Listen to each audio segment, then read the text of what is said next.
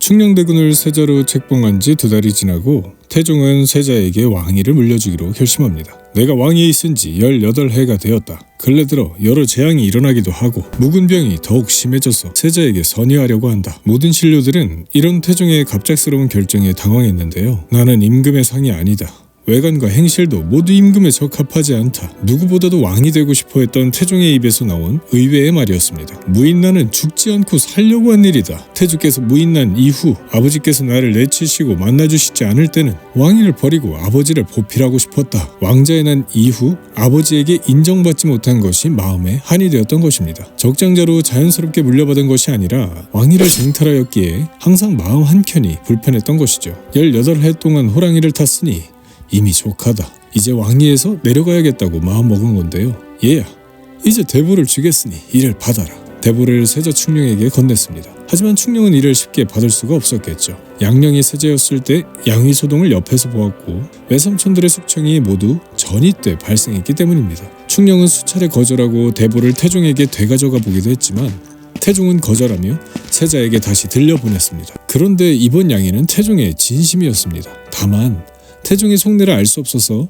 다들 불안해했던 것이지요. 태종은 당시 52세로 충분히 정사를 돌볼 수 있는 나이였기 때문입니다. 게다가 태종의 권력이 정점에 있는 상황이었습니다. 내가 전이한 뒤에도 마땅히 노상들과 임금을 보익하고 이를 살필 것이다. 자신이 상황으로 왕위를 내려놔도 세종과 함께 정사를 돌보겠다는 말이었습니다. 태종은 아버지 이성계에 큰 간섭 없이 국정을 운영할 수 있었는데요. 세종은 전혀 다른 상황이었습니다. 태종이 왕위를 형식적으로는 넘겼지만 실권은 태종에게 있었던 것이죠. 군권을 태종이 쥐고 있었기 때문인데요. 여기서 군권은 취강령을 말합니다. 유사시에 급히 서울에 있는 모든 군사를 집합시킬 수 있는 권한이었습니다. 앞서 태종 이방원이 왕위에 오르기까지 여러 난을 거치면서 군권에 집착하는 것을 봤는데요. 세종에게 전의 의사를 밝힌 지 이틀 만에 한 말에서도 이를 확인할 수 있습니다. 주상이 장년이 되기 전에는 내가 친히 정단하겠다. 또 나라의 중대사는 의정부와 육조로 의논하되 나도 참여하겠다. 왕위를 넘기지만 군권만은 세종과 나누지 않고 자신이 쥐겠다는 말이었죠. 왕은 바뀌었지만 실상은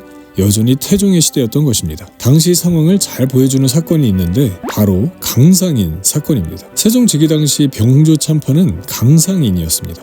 강상인은 국방을 책임지는 자로 최종 결정권자에게 보고를 해야겠죠. 그런데 강상인은 태종이 아닌 즉위한 세종에게 군사보고를 했습니다. 분명 군사권은 상황 태종이 갖겠다고 했는데 이를 무시한 꼴이 되어버린 거죠. 강상인의 보고가 계속되자 오히려 세종이 제발저려서 어찌하여 부왕께 보고하지 않았느냐 하면서 사양했는데요. 이런 사실을 안 태종은 강상인을 불렀습니다. 상하패와 오매패는 장차 어디에 쓰려고 한 것이냐. 여기서 말하는 상하패와 오매패는 임금이 소수의 특정 대신에게 주는 패였습니다. 이 패는 왕명을 대신하여 대신과 군대를 소집하는 데 쓰였죠. 그런데 태종이 강상인을 부르기 하루 전에 세종이 병조의 주청으로 상하원패 12개와 오매패 30개를 더 만들라고 지시를 했습니다. 태종은 자연스럽게 군사권을 세종에게 나눠주려는 저의가 있는 것은 아닌지 의심하게 되었죠. 대신을 부르는 데 씁니다. 그럼 여기서는 소용이 없으니 모두 왕궁으로 가져가라. 대신을 부를 때 쓰는 거라면 군사 관련 일이 아니니 자신이 가지고 있는 이것을 세종에게 가져가라는 얘기였죠. 이 패들을 가지고 세종에게 강상인이 가니 세종도 이 상하패와 오매패의 용도를 물었습니다. 이것은 무엇에 쓰는 것이냐? 밖에 나가 있는 장수를 부르는 데 쓰는 것입니다. 강상인이 태종과 세종에게 하는 얘기가 달랐는데요. 세종은 그러면 여기에 둬선 안 된다. 다시 상왕전에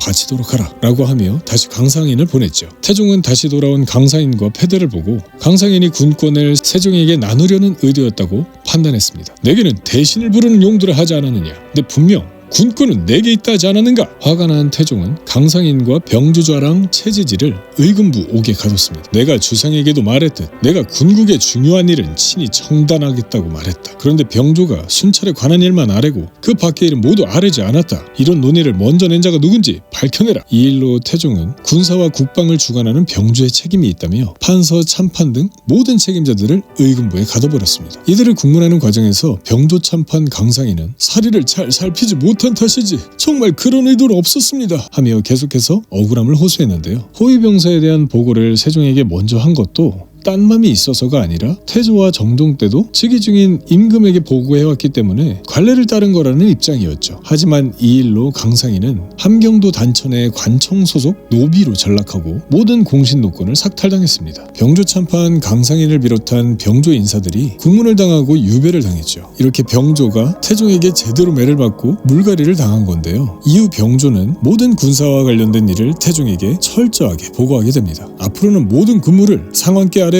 지시를 받고 실행하겠습니다. 그리고 그 내용을 임금에게 아뢰겠습니다. 태종이 강상인에 대한 처벌을 강하게 단행함으로써 여전한 자신의 권력을 각인시킨 것입니다. 이로써 세종은 태종의 그늘에서 비교적 안정적으로 경험을 쌓으며 국정을 배울 수 있는 토대가 마련되었습니다. 그렇게 태종이 의도한 대로 강상인을 대표로 한 병조 군권 문제가 마무리된 듯 했습니다. 하지만 태종은 조용히 다음 한 수를 더 내다보고 있었는데요.